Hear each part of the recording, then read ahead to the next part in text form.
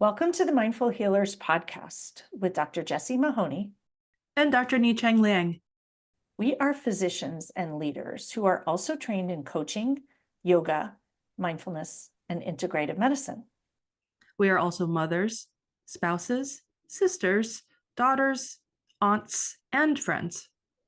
In this podcast, we share candid, heart-centered, loving, science-based, thoughtful, and often fun conversations about the challenges life throws at us. With our collective experience of over 30 years in physician and personal wellness, we reflect and offer pearls of wisdom for navigating life's challenges with more ease. From parenting, marriages, money scarcity, cancer survivorship, uncertainty, challenges in practicing medicine, we cover it all. We invite you to refresh your perspective and empower yourself with mindset, mindfulness, and other well-being tools that actually work. A quick reminder that nothing in our podcast is medical advice.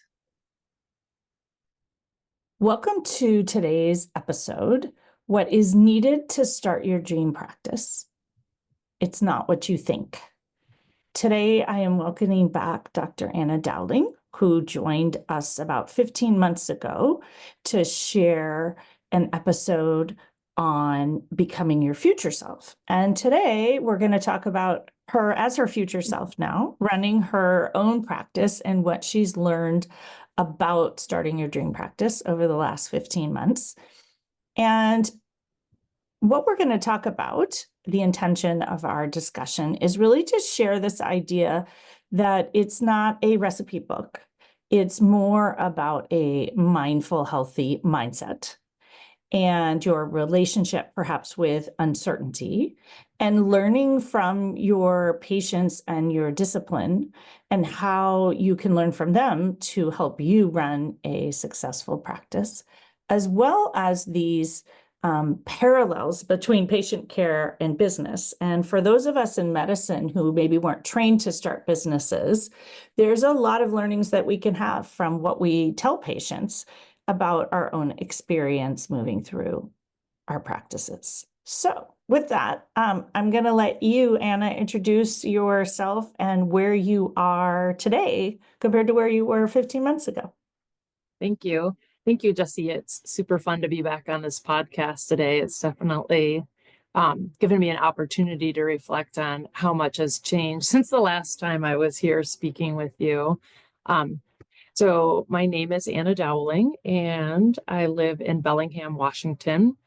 And let's see, about a year ago, I left my position as an employed physician and opened up a practice called Birth Story Obstetrics. So I am an ObGyn, and I really just wanted to start practicing medicine in a way that, fed my soul, and also in a way that I really believed is the best care for the women that I take care of. So that and it's amazing, like how it really felt like a big leap. I felt like I was jumping off the south rim of the Grand Canyon without a parachute. And but actually, after I jumped, I realized, wow, I do have a parachute. It's been really empowering, and I'm so excited about where I've landed. And so with your parachute. I love that. Yeah. The first thing I wanted to comment on, which I hadn't even noticed, I love the name of your business, which is Birth Story. And I'm thinking this is the birth story of your practice. That's what we're going to talk about today. Yeah. And so as we dive into that, I'm curious, you said just now you discovered you had a parachute. What was the parachute? The unexpected parachute. Yeah, I think, I just had so many more skills than I appreciated or that I gave myself credit for. I think that, definitely, you, Jessie, teach a lot about like the characteristics of physicians, the characteristics that are common to a lot of physicians. And I think that, one thing that is certainly true is that we feel like we have to be an expert. in order Mhm. to, embark on something or offer something.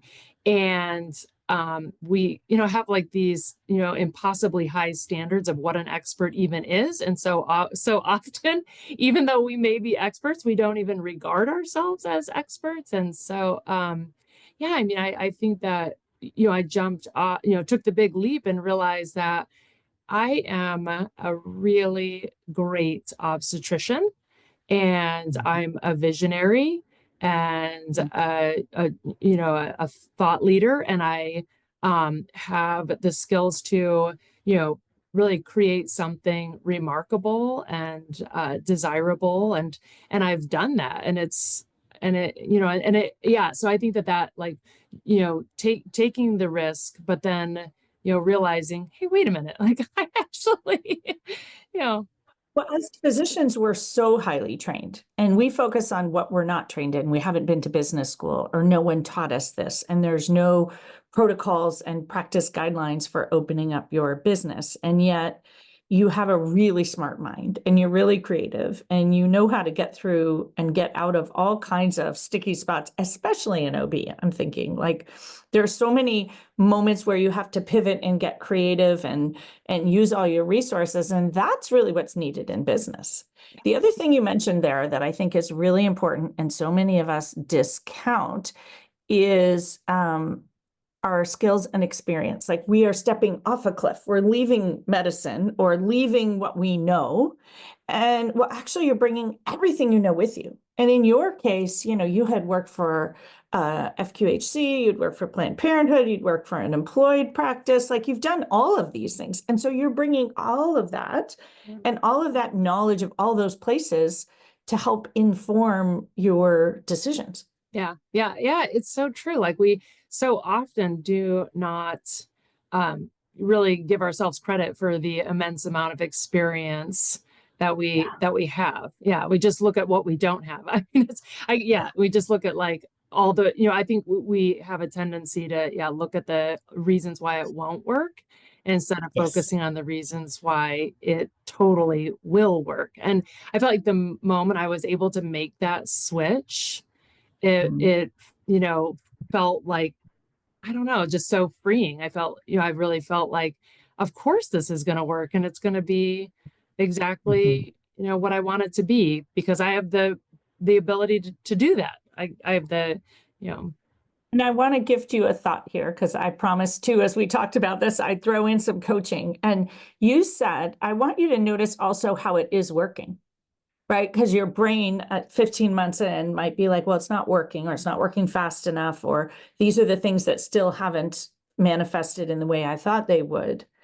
And it's that same thought pattern, right? Yeah. How is it working? What is actually working versus what might still be in research and development or in development? But our brain looks at it and is like, well, it's not working. Yeah.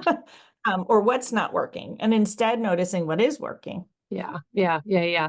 Yeah, I definitely feel like that has been so important to me. I mentioned to you that when I first launched this business, and you had asked me like, what is your goal? Like how many, people would you like to have do each month? And I had said, well, ideally probably about 3 or 4. And you said, oh, how many do you have due right now? And I said, about 1. And you immediately were like, that's great. Your practice is a third full already, and you haven't even been in practice for a year. And it was such a important reframing for me. And now, I'm a year in, and I think to myself, like, wow, my practice is 2/3 full already, and I've only been doing this for a year. And so I do think, And sometimes overfull. and sometimes overfull. Like, so, I had a month where I had 5 women due, and I have a month coming up where I have 4. And so but really seeing, seeing it in that light makes it so, I don't know, it just makes it so much more exciting and encouraging. I definitely, like, another thing that you taught me that physicians, frequently, do is catastrophize. I definitely, like, definitely have that tendency to, catastrophize. And so I think, one of the most important things, when it comes to like, growing something, beautiful and exciting is to see all of the, little changes as they evolve and celebrate them and recognize the successes as they come along the way. I love that.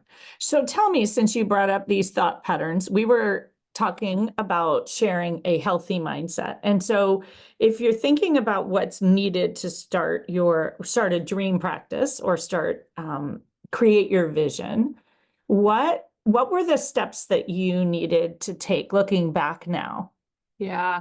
Well, I definitely, when I, first started my coaching journey with you, I definitely shared, almost all of the characteristics, the negative characteristics on the list that you teach, the catastrophizing, the negativity of bias, the desire for control and predictability, scarcity mindset, perfectionism, imposter syndrome, harder is better, like all of those. And I really, really truly had to first become aware that I, had those different mindsets and that they were definitely, delivering undesired results in my life. And then really had to take those mindsets to task and to, transform them, into, mindsets that set me up for success. So, letting go of scarcity and embracing spaciousness, letting go of the desire for control and accepting uncertainty. I think one of my favorite things that you taught me is, that being unsettled can be your superpower. And it's so true. Like if you can, just relax into unsettled, it does become a superpower because it, opens up so many possibilities and opportunities if you can let go of, this need to know what's coming next or what's going to happen next. Yeah. And what you pointed out there is the first thing is noticing those thought patterns and not just noticing that you had them. You said something really key there that I just want to point out, which is noticing they're delivering you undesired results. Not just that they exist, but like, what's the impact of them? Yeah. And I think we are sometimes glib to say, oh, well, yeah, I'm a catastrophizer, but how does that impact what you're doing and your life and what's available to you? Or that negativity bias or this desire for control. Well, if you want to control everything, that takes all your energy. You have no control over anything else, right? Yeah, seriously. And I think we think that perfectionism gives us better results, as you were mentioning that one, but actually it keeps us stuck. Yeah. Oh, yeah. In my favorite book, Shauna Shapiro talks about perfectionism as the antithesis of evolution. So if growing a practice is evolution, like, wow, perfectionism is really truly going to get in your way. Yeah. Whereas I think when you're starting a business, you and I both know that it's really about nimbleness and flexibility, which is the opposite of perfectionism. It's like, try this. Oh, well, I guess that wasn't it. I'll try this. Yeah. Yeah. Like really I've made a lot of mistakes, but I've learned from every single one of them and they, helped me get to a better place. But I think that if I hadn't really, worked with this, this idea of being a perfectionist, I wouldn't even, have allowed myself to experiment and make mistakes. And there's definitely without, that courage to just give things a try and see what works, even if maybe you make a mistake, you can't get anywhere. You don't. So what's the thought that as an OB, this one strikes me as a tough one, right? How do you allow, like an OB, the fear of mistakes is sort of the fear of something terrible, devastating happening. Yeah. And yet you've gotten comfortable with this idea that mistakes are learning. What was the pivotal thought or the nudge that you nudged yourself closer? Could go either way there. Yeah. I mean, I do think, like as an OB, we're like, our training is all about, the fear of mistakes, lest you have some sort of devastating outcome on your hand.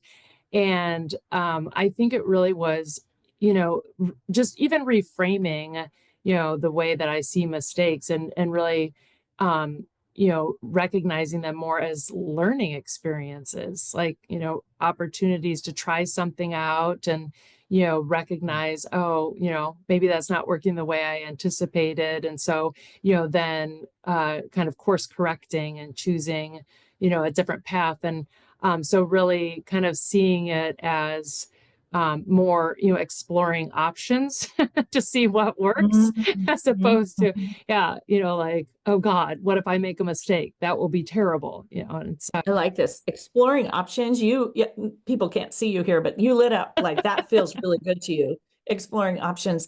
And what struck me here was two things as you were saying it. One, you're a mom, and the ability, I think, to model exploring options and make mistakes and trying things out and course correcting.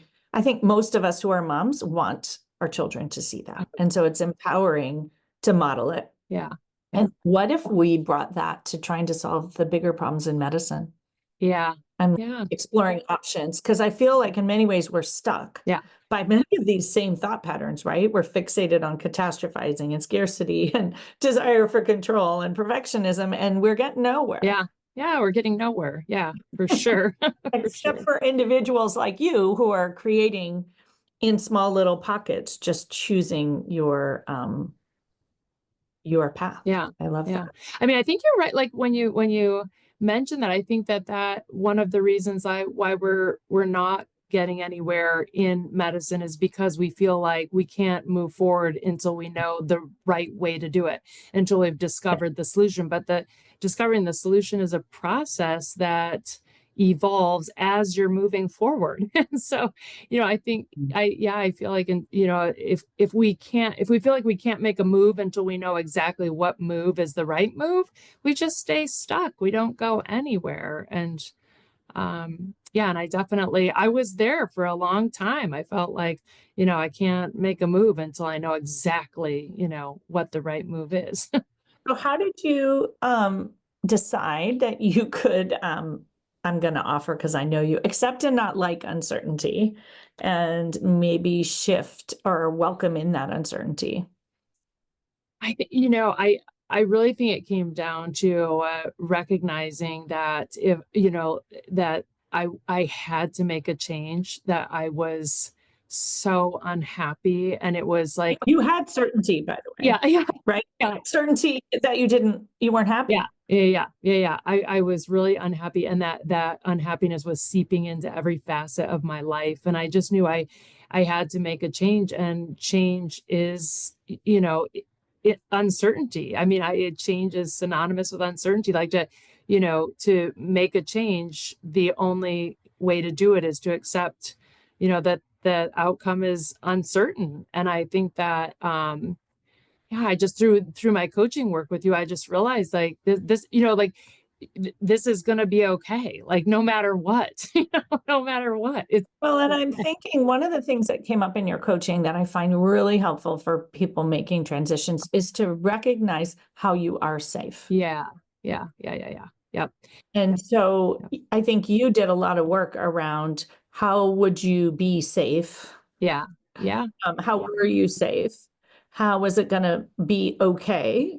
Even I know for myself, I had to go to worst case scenario. Like, well, what's the absolute worst case scenario? And then I was like, well, that's probably not that likely. Yeah, exactly. I mean, I remember talking about, worst case scenarios with you, and, really recognizing, okay, well, for starters, there are so many job postings for OBGYNs. I live in Washington, and, the main corridor between, the northern part of the state and the southern part of the state, there are hospitals all along that, and there's over 40 job openings at any given time. And so, yeah, really, unpacking that whole, tendency to catastrophize and really look at like, wait a minute, I'm not gonna. It's scarcity mindset. Yeah. Right? There aren't enough jobs. Or Yeah. when I graduated and early in my career, it was always like, you're lucky to have a job. And I think I work with fellows and that's their messaging. Yeah. And I'm like, wait a minute, you've trained for 12 years to do this. Why would you be lucky to have a job?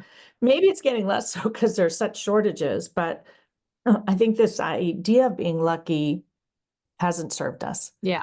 Oh, yeah, definitely not. Yeah, I think that it keeps us trapped in positions where we're really unhappy. Yeah. And I think that, yeah, just really recognizing what the worst case scenarios are and discovering, oh, that's actually not that bad of a outcome. Like that would not be the end of the world. I will still be able to pay my mortgage, put my kids through college, put food on the table, Mhm. drive, good You could cars. always go get another employed job. Yeah. There's going to be plenty of them out there.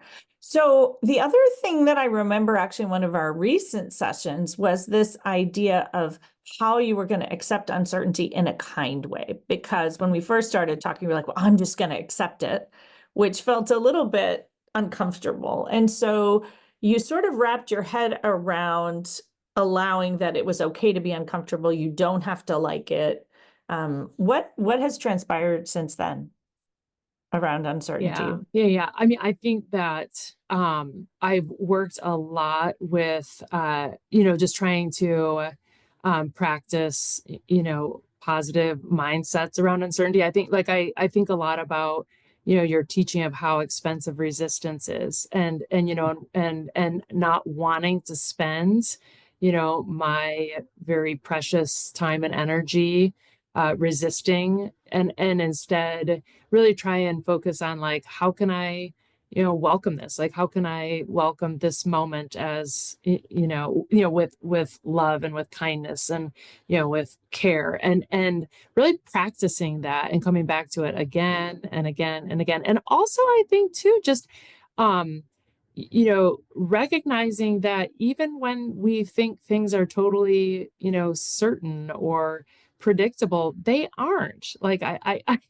think that like yeah, a lot of it for me has just been waking up to the reality that anything could change at any time, and that's life. That is not that is not some sort of unusual thing. Like that is life. Think of how many people's lives change suddenly and unpredictably, and if you get stuck in this idea of things being permanent and unchanging, it makes you that much less prepared for when they do change. And so I don't know, I've just like I keep coming back to like unsettled is my superpower. It's my Well, superpower. and as an OB, uncertainty is Yeah. actually your superpower, Yeah. right? Yeah. And pivoting nimbly, quickly Yeah. in the moment Yeah. when something happens in labor, like you're really good at that. Yeah. Yeah. Yeah. So you could, of course, do it in multiple settings. I think our brain says, no, I only do it in the labor room, Yeah. but you know how to do that. Yeah.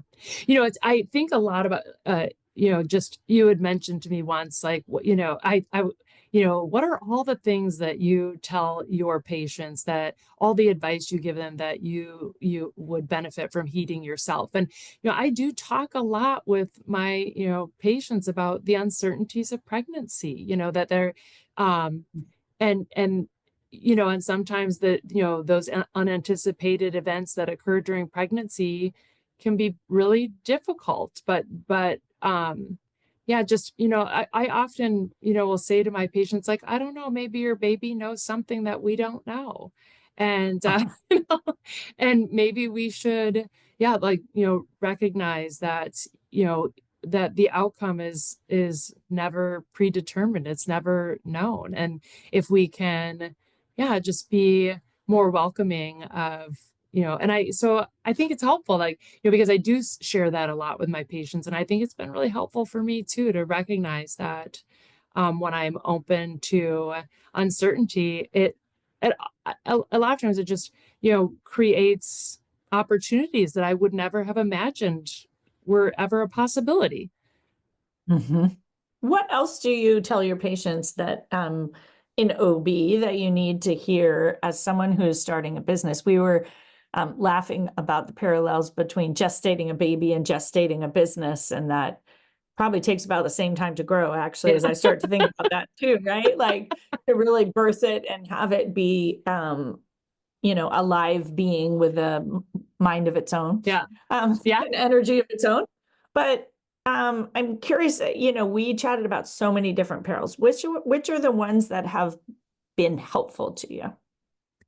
I think that definitely, one that I think about a lot is, I tell, women all the time when they're in labor to try to not contract down around the contraction.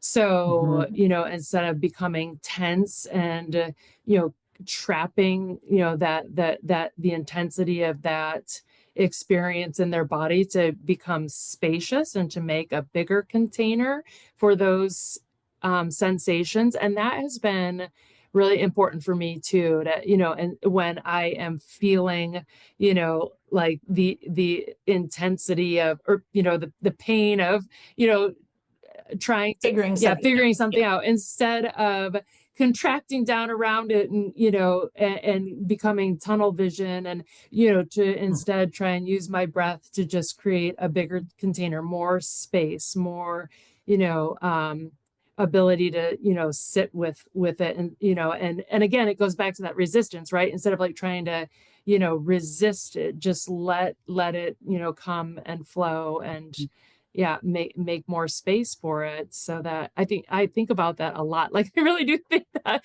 starting. That reminds me of the relaxing in yoga, right? When you do a balance pose, you have to soften in. It's the same idea. And I think I often relate that to people making transitions. We tend to grip and hold and tighten when we get nervous, and then we topple. Yeah, exactly. Yep. And so I think about that a lot. I also think, that it like pregnancy, really, it is a journey. It's a process. It's an unfolding. And, we often think of it as, a destination, like you get to, the ends when you give birth, but that's just another threshold that you're walking through.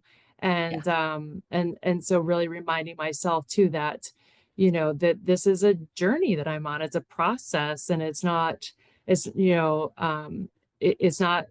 destination. I'm not just getting from point A to point B. I'm moving along. So I also, another thing I talk to my patients a lot about is, because pregnancy, there can be a lot of discomforts. It can be really, you can have moments when, like, that first trimester nausea is so miserable, right? It's so miserable.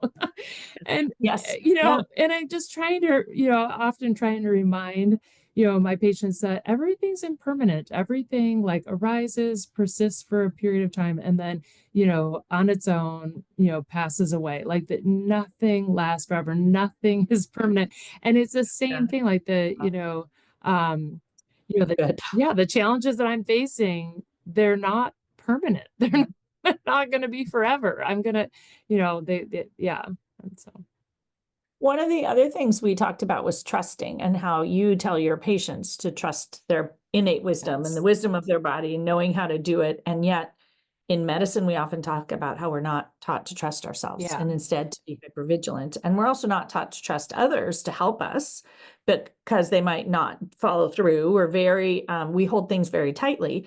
And as I think that makes it harder to create a thriving, vibrant business. Yeah. Oh yeah, for sure. I mean, I just think, we live in a culture that really, puts a lot of emphasis on, science and things that you can see and prove and measure and quantify. And we really dismiss or diminish, that aspect of, innate wisdom or innate knowing. And I talk a lot with my patients about how important it is to honor that and listen to it, that it really is there to guide us. And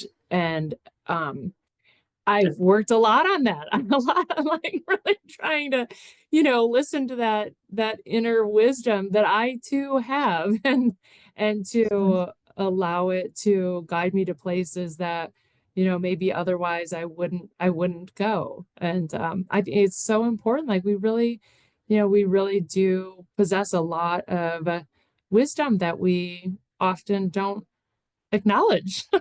Noticed for you that when relating it to sort of this childbirth, pregnancy journey, it added a lightness to it that allowed you to, I don't know, laugh a bit more. And I guess it's just not holding it more tightly, but it's the humor in it, and the parallels I mean, in many ways that could be serious, right? It's out of control. Childbirth is risky. Businesses are risky. Like you could go that way. But instead for you, it's really offered this path of humor and creativity and potentially even deepening the meaningfulness of what you're doing. Yeah. Yeah, definitely. Yeah, I think so. And I think, um, yeah, like, holding things more lightly. And also, I love all of your pearls. And one of your pearls is, expect that things will go well. Right. And I do believe that, most of the time when we allow things to unfold and evolve, they unfold and evolve as they were meant to, and the right way. I think I say that all the time to my, pregnant patients that, our body has fine-tuned this process over millions of years. And, most of the time it, goes exactly the way that it's supposed to. And I think that, yeah, just having that, like, having that expectation that things may not go the way you wanted them to or thought they should, but that doesn't mean that they're, going well or turning out right. And so, So interesting. What else do you think is helpful to folks who are thinking about creating their own practice, business?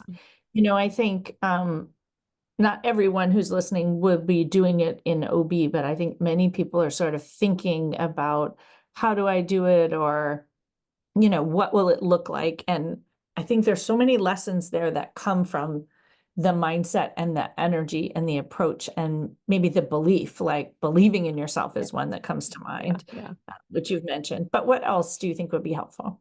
I think it's so important to like assemble your team, like shore up your resources. I could never have done this without, first embarking on a coaching journey with you. And I also could never have done this without the amazing support of my spouse. Like he is incredible. Like he honestly, has, and I think that, maybe we don't all have, a spouse like that, but, we all have people in our lives You who, have a friend yeah, a friend or or a or child a or sister or a whatever, like somebody who really believes in you and holds that belief even when it's wavering, when your own belief in yourself is wavering. And I think that has been key to me, is that, having a, like a team, like a, group of, a small group of supporters who, and I don't know, I say that to my, patients too, like, get your team, like, you gotta have it, do you want a doula? What about your yeah. spouse? How are they gonna, who's your provider? And I think it's so important. Like that really, I think may have been like more important than any other piece, is just having that. I have another client who talks about her like 5 people in her inner circle, and those are her sort of consultants, her personal human consultants. And so I love this idea of a team. And this isn't a team of people that do things for you. Right. No, It's yeah. really a team of people who are advisors or consultants and who loan you their belief in you. Yeah. And who maybe spark, bring out the best in you, if that makes sense. Yeah, definitely. Really. Yeah. And I also think that the people in that team generally don't invoke fear. I think sometimes when people think, oh, I need a business coach, I need someone to push me, or I need someone to do this, well, that brings more fear, which then brings more of the cortisol, which then brings more of the stuck and the catastrophizing and all of those things. And so for me, the thinking about this circle of support is really around how are you going to support your physiology and your mindset and all the other things. You don't need healthy relationships, but it's really challenging to do this and be having struggles in all kinds of other areas all at the same time. Yeah, for sure. Yeah. And I also think, like, I think about like my team, people who really inspire me. Like the last coaching session that I had with you, and we were brainstorming all of, the different, ways to kind of expand what I'm doing and different, directions to go in. And I think that like really keeping that excitement, really, at the forefront, and then just like the dreaming and all the ideas and directions. And, that to me has been so important too, is just like to, someone who keeps, helping me pull back and see the 10,000-foot view, especially when I get kind of stuck in the tunnel vision. And so, yeah. Well, and that's the expansiveness. And what I'm thinking there is asking good questions. Yeah. Oh, yeah, for sure. Right? Yeah. What else, how could this be helpful? What else could be helpful? Yeah.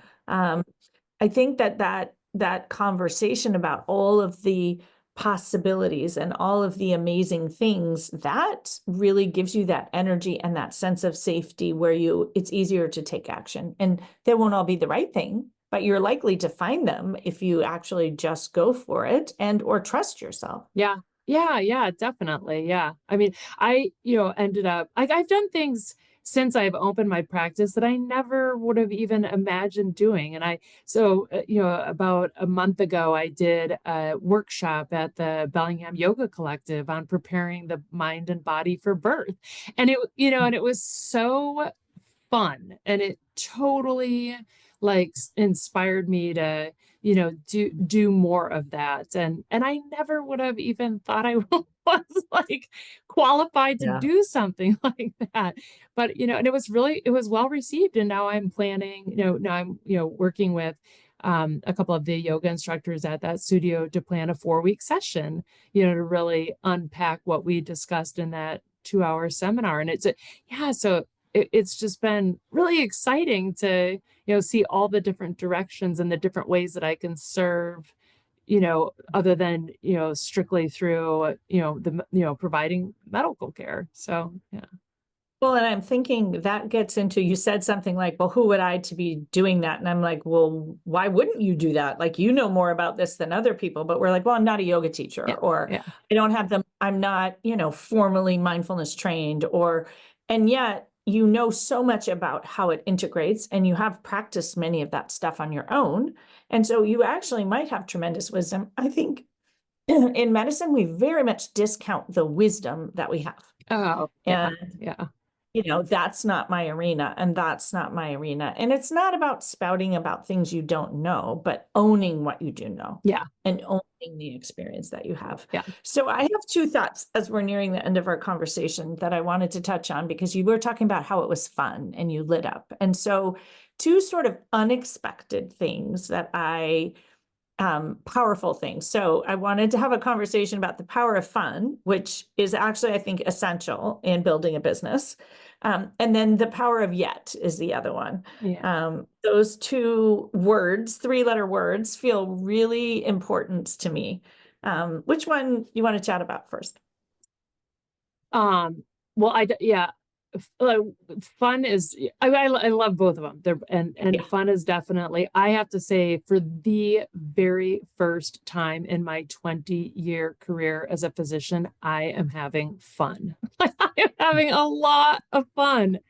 And it's not that to say it's all fun. There's, but I have never really had fun before being a doctor. It always felt like so serious and work and so much responsibility. And and now I have a lot of fun. Like and I really get to know my patients, and we laugh, and we just share so much, joy and connection. And I've, created so much more community around me with other, other people, who are providing, birthing services. And it's just, it's fun.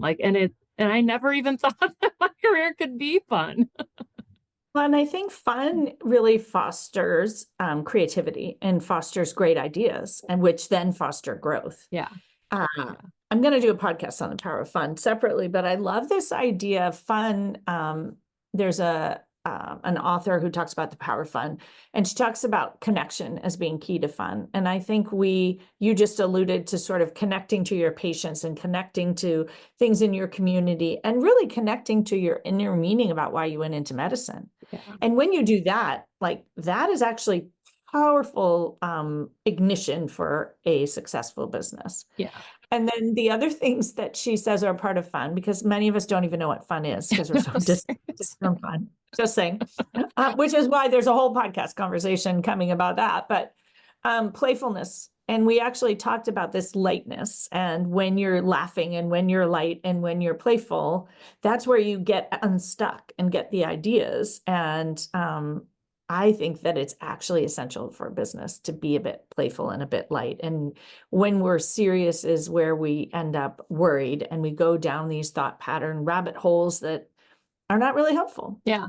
And then the last one is flow. And I just want to point out, this is why you're having fun, because you have connection, playfulness, and flow. And flow is really like when you're doing something and you don't even notice you're doing it. Yeah. And you look up and it's been several hours.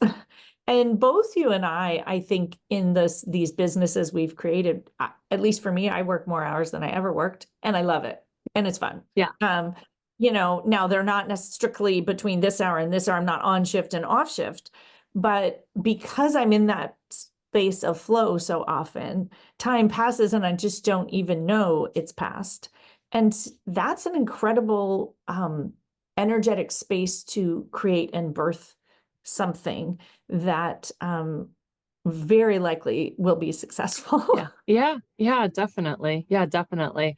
I am amazed by just, like all the creative ideas that constantly are streaming through my mind. And, I definitely, I just feel lighter and enlivened and inspired. And I do agree with you. I've worked way more than I have, in other. Right. Many people think I'm going to do this thing on my own so I don't have to work as much. That's never the case. Yeah, that's not the but it's fun. Yeah. And so it's fine. It's really becomes just part of an expression of you. Yeah. I'm curious, when you get out of the fun, because just saying, we all go there, out of the fun, back into the fear, back into how do you pivot yourself back into fun? Ooh. Or that positive forward moving energy? Yeah. That's a great question. I mean, I definitely, will get in, mired down into, fear and despair at times. There's no question about it. And I think that, for me, the best way to get out of that is to really, reconnect to my, to my intentions, to why I'm doing this, to go back to, what is it that I'm trying to accomplish? And I think too, like, again, my husband, he's been amazing. Like, he has been so incredible at, just helping me, pull back, get out of, the swamp of despair that I've allowed myself to get mired down into, and to come back to like the 10,000-foot view, and to recognize that everything in life ebbs and flows. There are, times when, things are really busy and clicking along, and times when things kind of come to a plateau. But again, like, it's all impermanent. It's all constantly changing. And there, and so I think that for me it's so important to just remember that, just like, the weather, like, and how it's constantly changing, is the same with owning a practice. And, things are constantly changing and evolving. And just because, something becomes difficult doesn't mean that that's, how it's always going to be. I think you mentioned the plateau, which I think is also helpful, that we actually want plateaus. I always find myself nervous in the plateau or the little pause. And actually, you need the pause to catch your breath and to rest and to regroup. And yet our brains, for people who are used to going, we get nervous. Yeah. And so maybe accepting the pause or allowing the pause, it's uncomfortable. Yeah. Speaking for myself, but I'm seeing you not. So I'm guessing for you. The other thing you mentioned was the 30,000-foot view. And I know you are a trail runner, and I'm thinking that when I go into this sort of spiraling, for me, going out in nature and literally climbing up a mountain and looking at the view, like Yeah. actually helps. And I think that, that's not something we were trained to do in medicine. And yet, if you think about just moving your body and getting your physiology shifting and getting yourself unstuck, that, or even taking a deep breath can help. But really, climbing up a mountain, I think, is one of the best strategies for a successful business. Yeah, for sure. I know you talk a lot about forest bathing, and I think that they're, like our physiology just naturally inclines towards the beauty of nature. And I definitely feel, so much solace when I can go out for a trail run and just get up high and see, just recognize it puts everything back into perspective. It helps me recognize my, true place in this whole, web. And it just having that view, it takes some of the pressure off when you can really recognize the true proportion of things. And And if you can't find the view, find a trusted friend, colleague, spouse who has a view. Yeah. Right. Sometimes it's cloudy where you are, so you have to go to someone else's mountain. Yeah. The other thought for me about getting out of that sort of snarl is the power of yet. Do you want to reflect on that? Yeah, I for me, the power of yet is really, it's about, again, like all of the possibilities, like I see it as like, I see it in two ways. Like I felt like there were all of these obstacles, and yet I overcame them, and I created this. And then I also see it as, and yet there is also still so much more to come. And I really I mean I feel, it's so helpful to reflect on where I've come and how much I've accomplished. And also to, see that there's still so much more, that I could do. That's, so many more possibilities. And I use yet a third way. So I'm writing your ways down because I'm going to borrow them. But the way that I use yet is when I'm worried that something hasn't happened or it's not working. I'm like, oh, it just hasn't happened yet. Yeah. Yeah. I haven't figured it out yet. And it's like, it just gets you out of the stuck spot of why isn't it working? We have very much an urgency bias. And so we think things should have happened yesterday when really they're supposed to happen tomorrow. Yeah. And so the word yet just helps me to pause and breathe and catch myself and say, oh, it just hasn't happened yet. It doesn't mean it won't happen. It also then, when I say that, gets me out of sort of the catastrophizing and into, well, maybe I need to do something different so it happens, right? Yeah. Without the judgment and without the fear and without the cortisol that shuts down my higher, wiser brain. Yeah. For sure. So I love that. Yeah. So I'm thinking about some of the things we said, and I would love to have you sort of wrap up and share anything else you'd like to share. But what's coming to mind here is a lot of what we've talked about is actually physiology.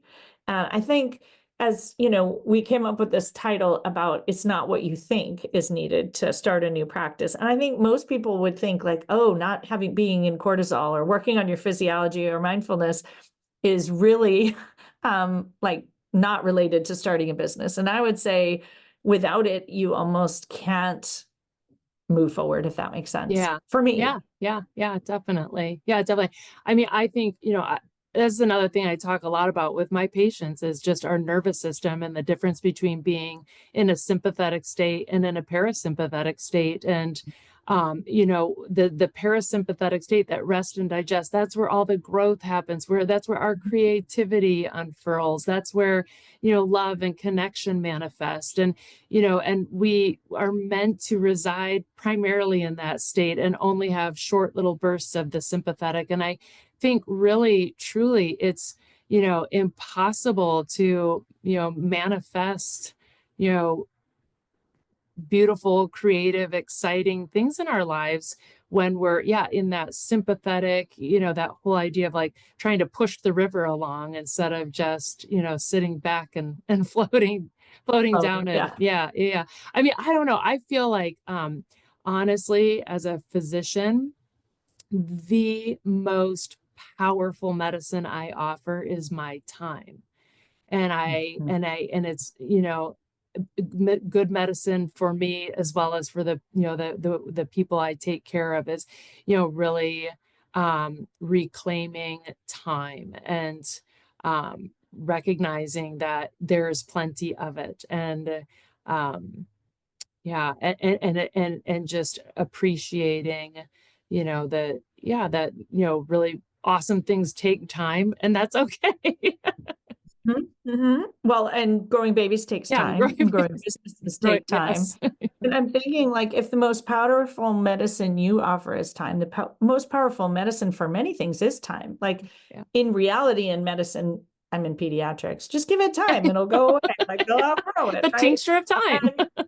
And it just right. And so, I think that's a beautiful thought as you're growing a business. Not that it will take forever, Yeah.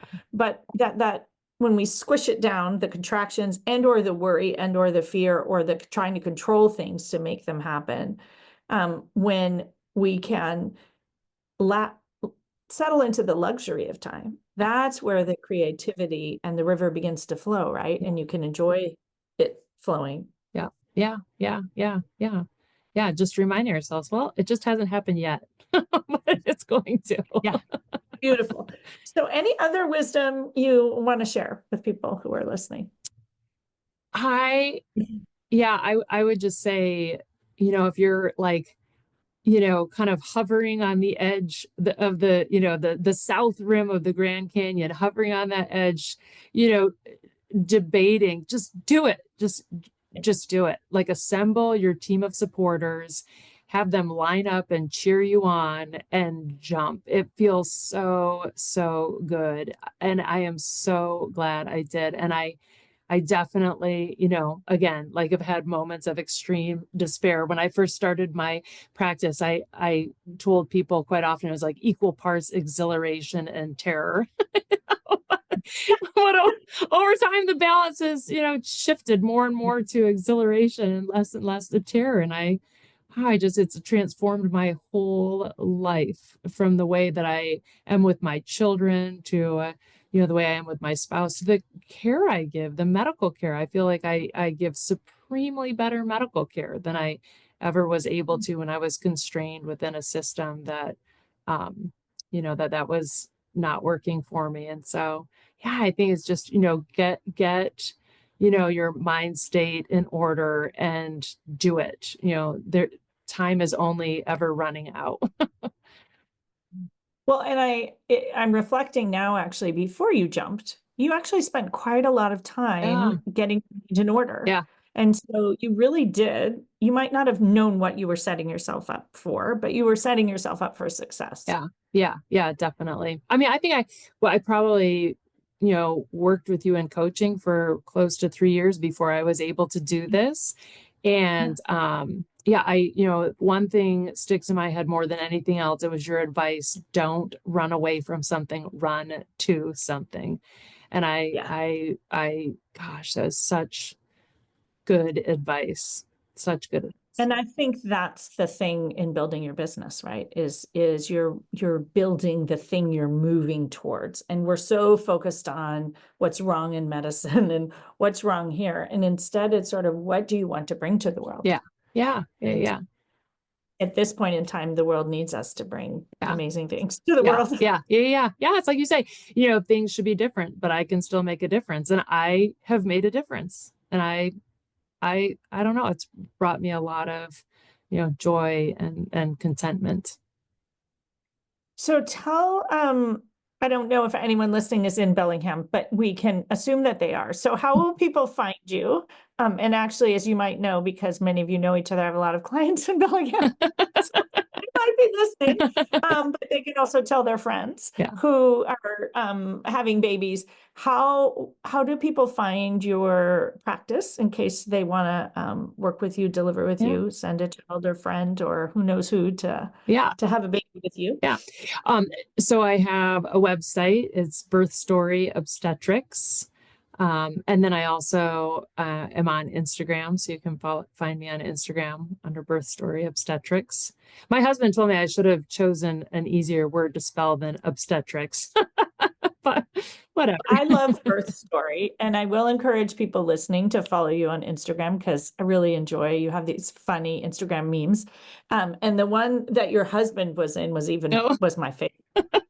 So talk about supporters, and I think that that's really true. Like your husband has kind of dived in to help support you. My husband has dived in to help support me, and I think that very often we also feel like we're all alone. Yeah. And so Yeah. we're not all alone. There's always someone out there who supports us. I think in medicine, we're really trained to think we're alone, and we have that toxic independence. And so allowing yourself to soften into those people out there who believe in you and love you and want to see you happy, even your children. Yeah. Pretty powerful. Yeah. Pretty Definitely. powerful. Definitely. So thank you so much for coming back a second time. Thank you for having me. I really appreciate it. I think it's so helpful for people to hear, step 1, step 2, step 3. And sometimes we hear this one moment in time and we never know what happened. So I appreciate you taking the time, and I appreciate you continuing. What I love about what you and I are doing is we get to this point in coaching and this is where I'm in my own coaching, where you they call it PRN, right? When you need it, because you have this long-term relationship. And so I think we say, oh, well, I've been doing coaching for all these years, but you did coaching more intensely, and now you do it occasionally when you need a tune-up or, I think of it as like a teeth cleaning. Yeah. Get rid of that plaque. Have your healthy gums, but that is another way of doing it that's really powerful after you've done the initial work. Yeah. Because then you can drop right in. You're like, oh yeah, it was this, or oh yes, that's the missing piece is what I like to think of at this point. Yeah. And human brains need that, just like teeth need teeth cleaning. Definitely. It's so true. Absolutely. Yeah. Beautiful. Well, I very much appreciate you joining us, and I expect that you'll come back someday and tell us the next phase of Birth Story Obstetrics, or who knows what else will be out there. Yeah. So I can't wait to see what it is. Yeah. Well, thank you so much, Jessie, for having me. I really appreciate it. It's always a pleasure to connect. My pleasure. Thanks so much for joining us. We encourage you to dive into the show notes for each episode for more learnings and resources.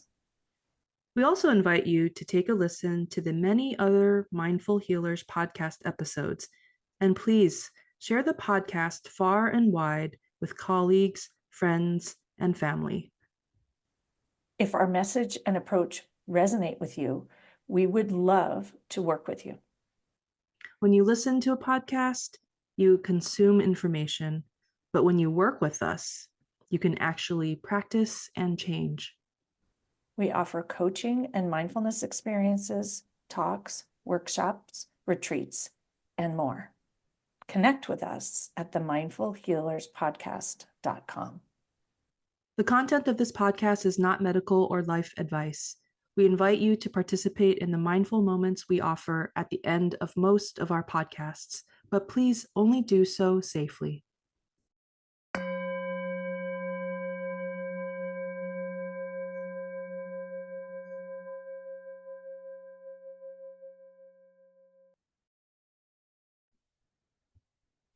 Welcome to this mindful moment offering. Inviting you for this practice to stand up and have about arm's length distance around you. I'm going to be inviting you to practice a breath that links mind and body in abundance. The breath is something that we oftentimes don't tap into its natural abundance. Oftentimes we're breathing mostly at tidal volume unless we set the intention and actually exercise or participate in some breathing exercises. So for this practice, we're going to be using our total lung capacity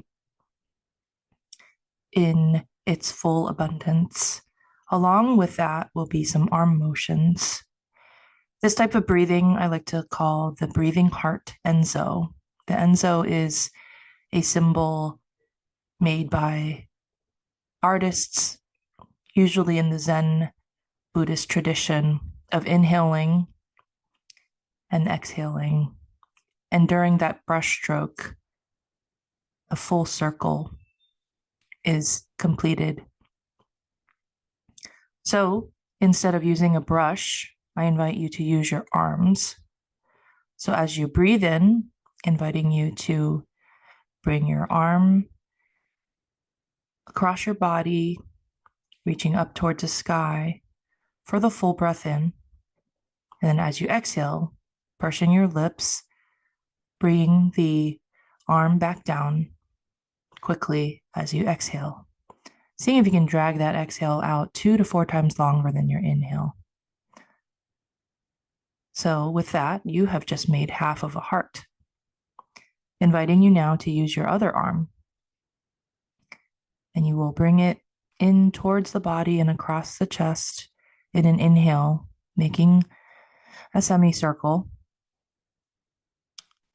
At the top of the breath, at full inhalation, pausing there and then exhaling, bringing your arm down to close that heart.